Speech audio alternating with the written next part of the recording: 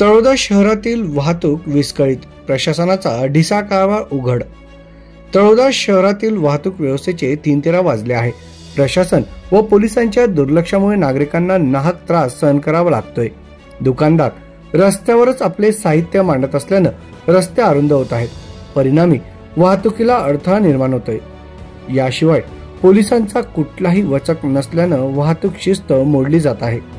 पालिकेच्या नियोजन शून्य कारभारामुळे परिस्थिती अधिकच बिकट झाली आहे। आज सकाळी 10ची ही दृश्य आहेत। एका चारचाकी वाहनानं धक्का दिल्यानं वाद निर्माण झाला। वाहन चालक आणि संबंधित व्यक्ती यांच्यात वाद विकोपाला गेल्यानं राडा झाला। या प्रकारामुळे वाहतूक ठप्प झाली आणि नागरिकांची मोठी गैरसोय झाली। घटनेला अर्धा तास लोटूनही पोलीस कर्मचारी घटनास्थळी पोहोचले नाहीत। त्यामुळे नागरिकांमध्ये तीव्र नाराजी व्यक्त होत आहे। प्रशासनाने यावर लवकरात लवकर उपाययोजना करावी अशी मागणी होत आहे।